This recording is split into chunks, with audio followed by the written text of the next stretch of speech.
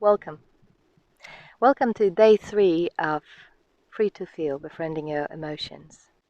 So, I'd like to start with a question that I'll keep reminding you. What is alive for you right now, this very moment? Just take a moment and check. How do you feel? What are the bodily sensations that you experience? It may be tension, it may be relaxation, it may be some movement in your chest or heaviness in your legs, anything. Just take a moment and check. And now take a moment to feel into your breathing. I just noticed that I took a breath myself, and I realized that even though we breathe all the time, we so often actually forget to breathe. So whenever I check in my breathing, it usually leads me to taking a deeper breath. However, my point right now is not to invite you to do anything about your breathing, rather to check how is your breathing right now without changing anything. Kind of tune in and observe this gentle waving of in-breath and out-breath.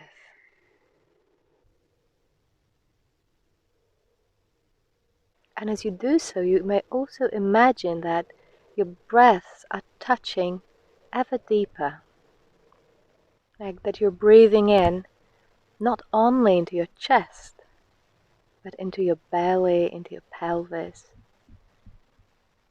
maybe even into your feet. Without any tension.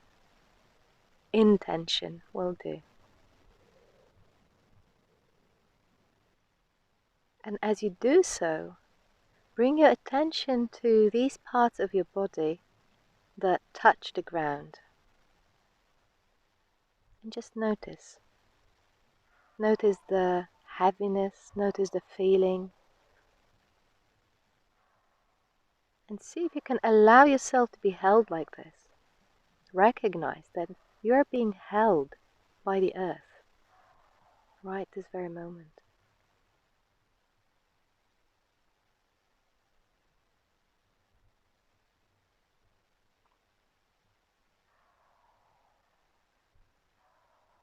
And now check again. What is alive for you right now? Did anything change? I would actually imagine that something did. So even if the feeling is the same, like you could have been calm before, there may be a different qualities to the calmness. There may be slightly different bodily experience. So that's one of the reasons why we do this practice.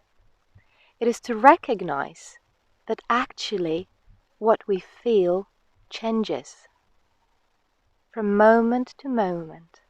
And we can realize this only if we take time to notice. And it doesn't have to be a lot of time, like I've been speaking to you for 4 minutes right now. So just taking a moment every now and then to check.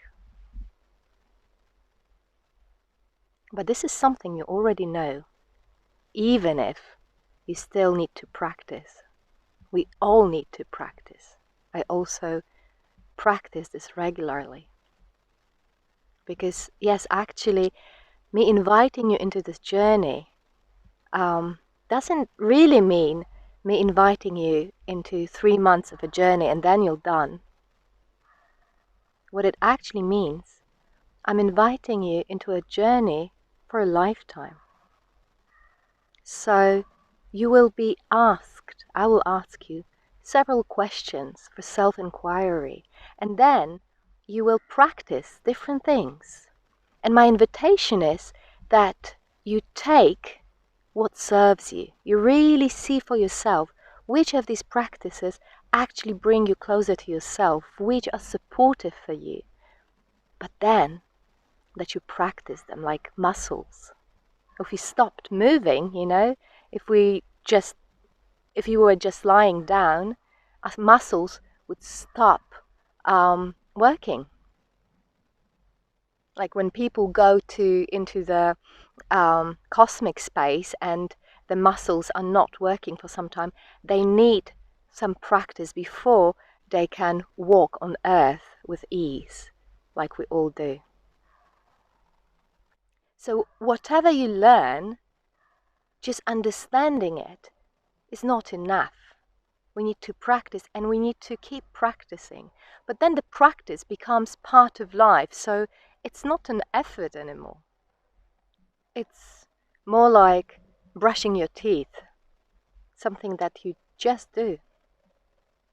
And this question, what's alive for me right now, is one of these core and basic practices.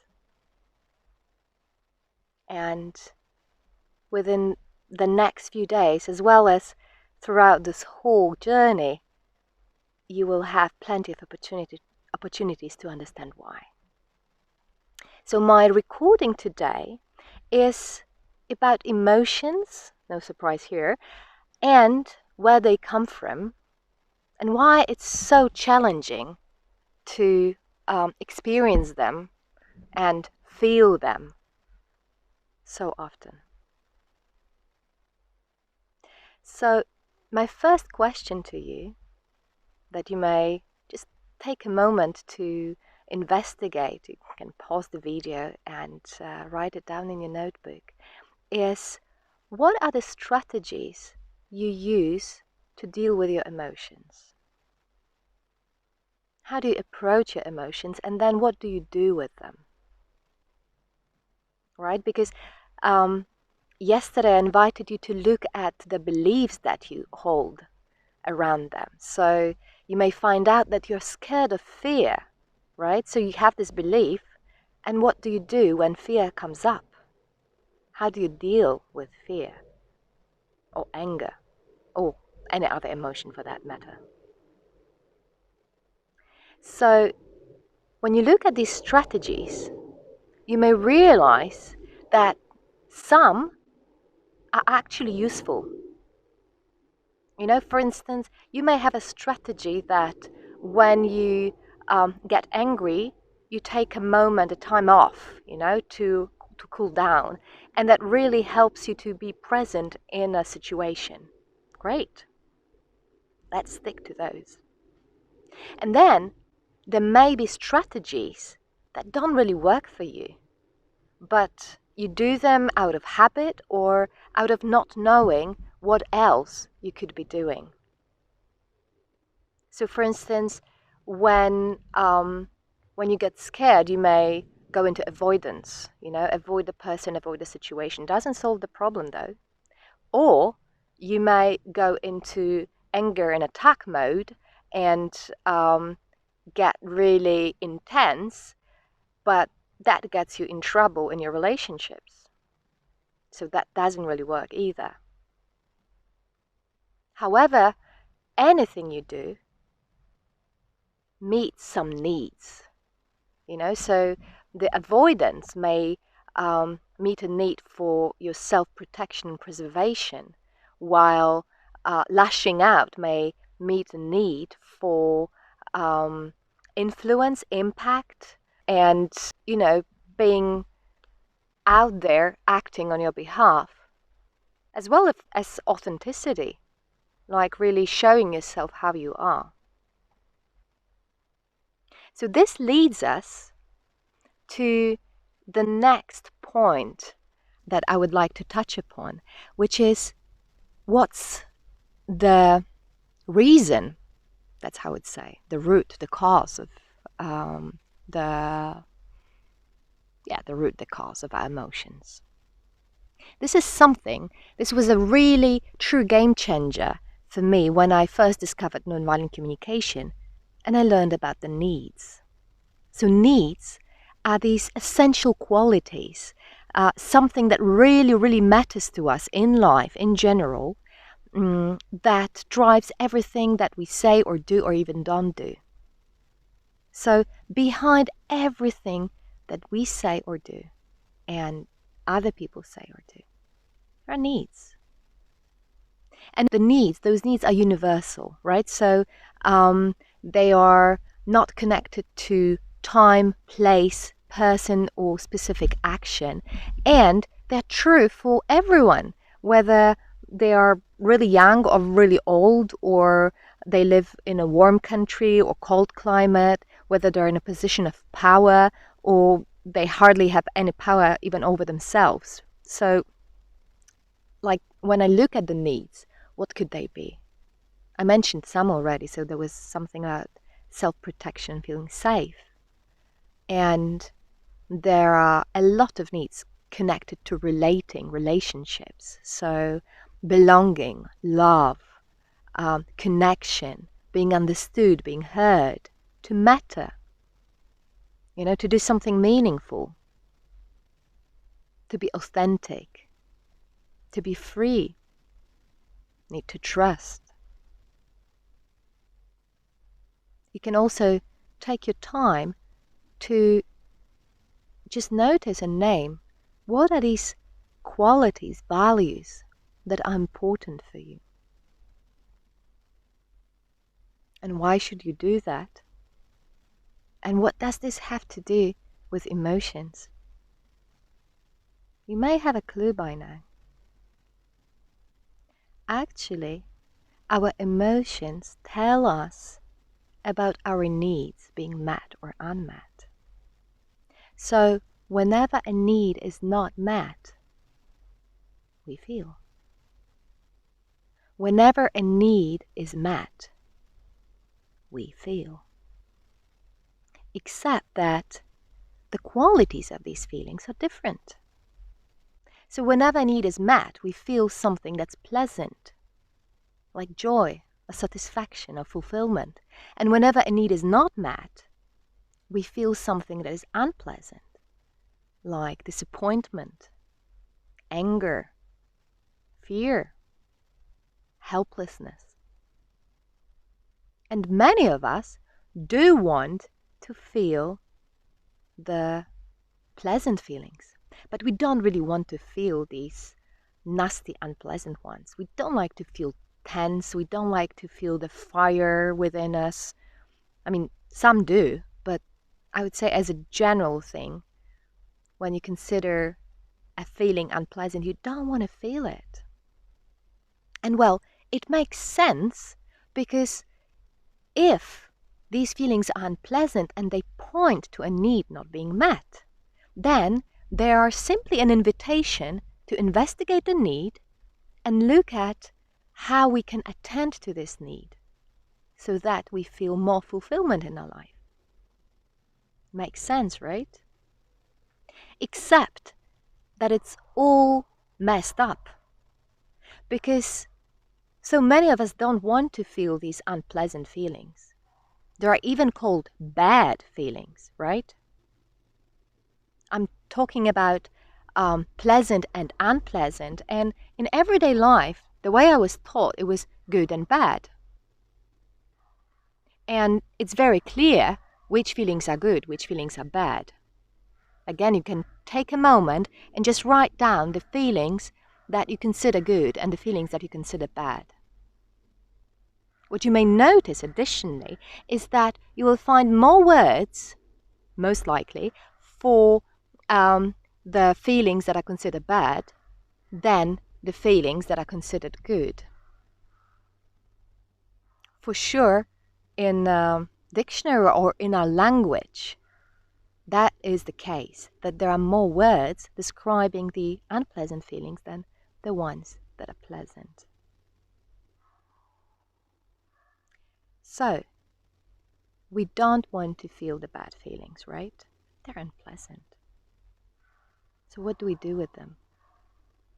You can come back to these strategies that you wrote and just see how many of those strategies are designed to get rid of what you feel rather than to tune in and try and understand the underlying need. Because this is what it's about. When I feel something, I want to look into what is it that I need, what's important to me. What is this feeling reminding me of? And then, how can I reach out for it? The how in nonviolent communication is called a strategy. So strategies are ways to meet needs. For instance, a need for fun and play. My daughter loves Legos. She can take hours and hours putting them together and, finding different configurations and then playing with them. For me, not anymore. I used to like it, but now it's kind of boring. However, I like to dance. And sometimes I go to these retreats where I dance for 2 weeks every day. I love it. And this is not something that a friend of mine considers fun. She would think that this is like torture, the worst thing ever. So see, the needs are similar because, of course, she has a need for fun. She likes to sit together with her friends, chat and, joke, like around a fire. So we all have these needs. We have different strategies. And when we notice an emotion and instead of running from it, we turn towards it and listen to it so that we tap into the need that's behind it, we may find a strategy how to meet this need. See, and this differentiation between need and strategy is really important here because sometimes we are mourning because we didn't get what we wanted. It's really, really visible with children, for instance, when they didn't get a toy that they hoped for. They are mourning, of course. And if we look at the need that's behind it, it may be a need for play, for excitement, for connection. And we may find many other ways how to attend to this need, if only we start to listen. So one thing I'd like to invite you to, until tomorrow, maybe just once, that you stop and check what's alive right now. Or maybe life brings you such an intense feeling that you just can't help and notice. And instead of managing or dealing with this emotion, just take a moment, maybe a breath, maybe check in your connection with Earth, and then turn towards this emotion to investigate what's important about it. What is this messenger trying to tell me? Remind me. What is it that I value? What is it that I'm hungry for in this moment? And just see if this makes any difference. Enjoy your day.